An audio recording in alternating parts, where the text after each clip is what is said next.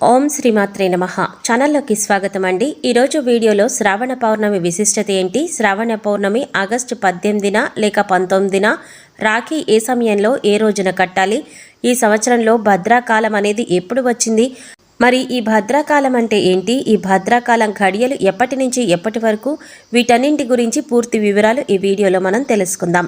కానీ అంతకంటే ముందుగా మీరు కనుక మన ఛానల్ ఇప్పటి వరకు సబ్స్క్రైబ్ చేసుకోకపోతే సబ్స్క్రైబ్ చేసుకొని పక్కనే వచ్చిన బెల్ ఐకాన్ నొక్కి ఆల్ సెలెక్ట్ చేసుకుంటే మేము ఇలాంటి వీడియోస్ అప్లోడ్ చేయగానే ముందుగా మీ మొబైల్కి నోటిఫికేషన్ వస్తుంది.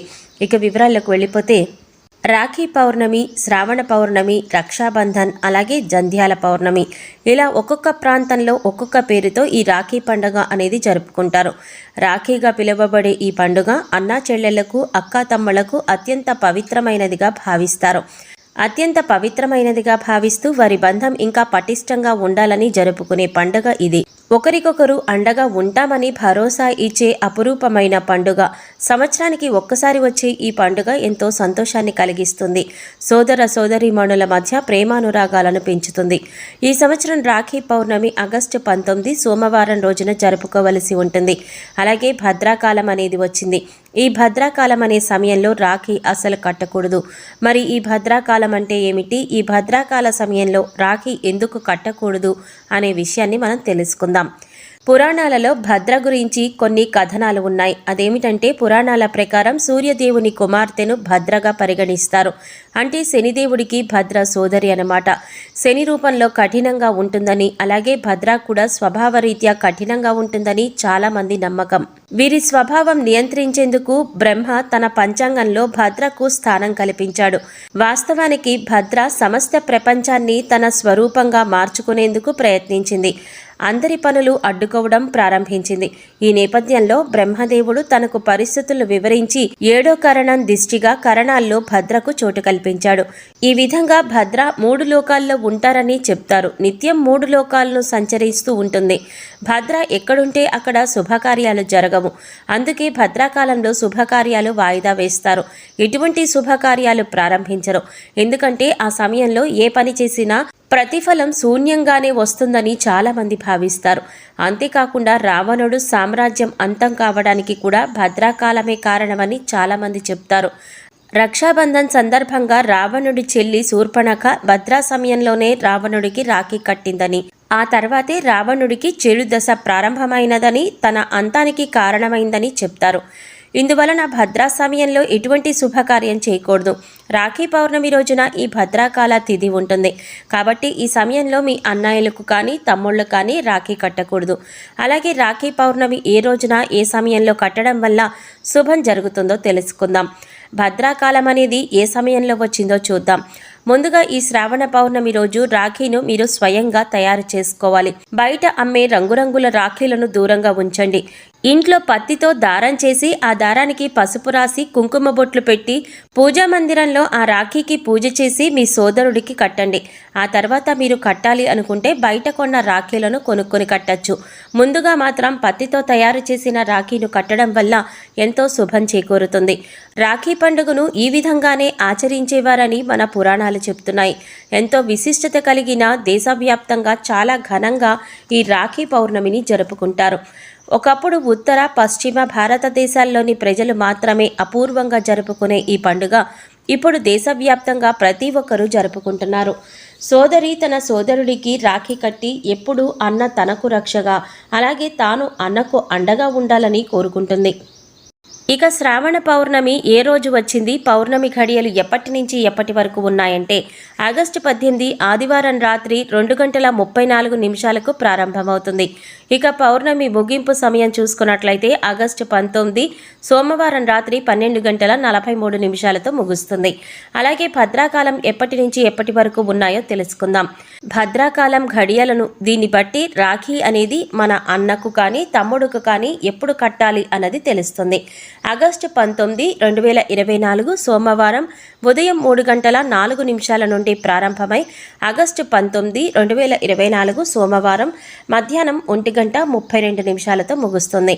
కాబట్టి ఈ భద్రాకాల సమయంలో రాఖీ కట్టకూడదు. దీని వలన ఎటువంటి శుభం జరగదు. మనం చేసే మంచి కార్యం మంచి తిథి ఉన్న సమయంలో చేస్తే కనుక దాని ఫలితం అద్భుతంగా ఉంటుంది. ఇక రాఖీ కట్టవలసిన సమయం చూసుకున్నట్లయితే ఆగస్టు 19 సోమవారం సాయంత్రం 3:10 నుంచి ఆగస్టు 19, 2024 రాత్రి 12:43 వరకు కట్టచ్చు. అప్పటి వరకు మనకి పౌర్ణమి గడియలు అనేవి ఉన్నాయి. మీరు మీ సోదరుడికి రాఖీ కట్టవచ్చు. ముఖ్యంగా రాఖీ పౌర్ణమి రోజున లక్ష్మీదేవికి పూజ చేసుకోవడం అనేది చాలా మంచిది. అలాగే ఎన్నో మంచి శుభాలు కలగజేస్తుంది. శ్రావణ పౌర్ణమి లక్ష్మీదేవికి ఎంతో ప్రీతికరమైన రోజు.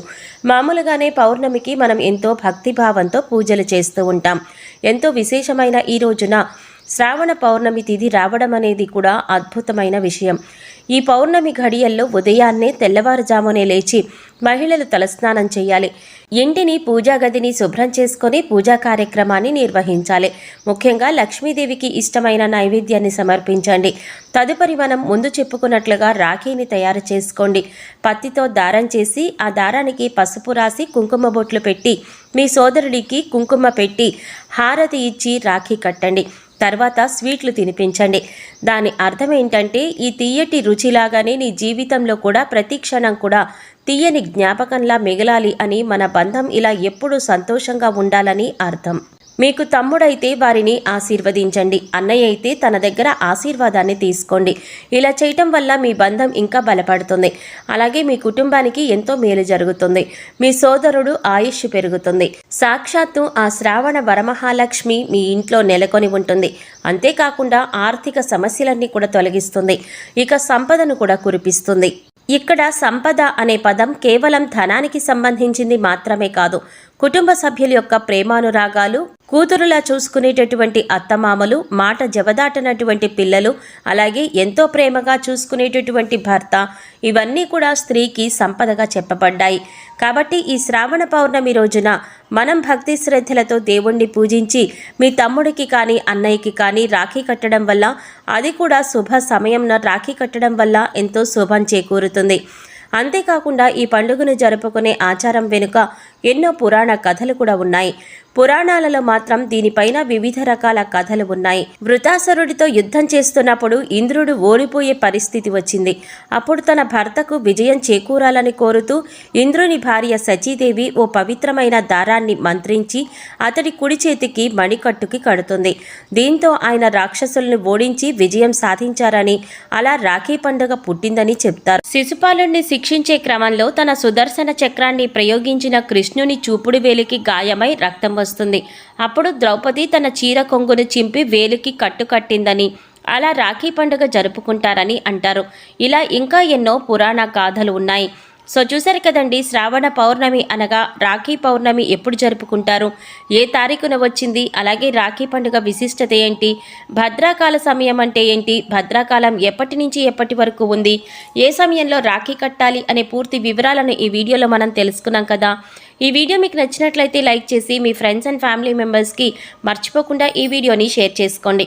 అలాగే ఇప్పటి వరకు మన ఛానల్ కనుక సబ్స్క్రైబ్ చేసుకోకపోతే సబ్స్క్రైబ్ చేసుకుని పక్కనే వచ్చిన బెల్ ఐకాన్ నొక్కి ఆల్ సెలెక్ట్ చేసుకుంటే మేము ఇలాంటి వీడియోస్ అప్లోడ్ చేయగానే ముందుగా మీ మొబైల్కి నోటిఫికేషన్ వస్తుంది. మరో చక్కటి వీడియోతో మళ్ళీ కలుసుకుందామండి. ఓం శ్రీమాత్రే నమః.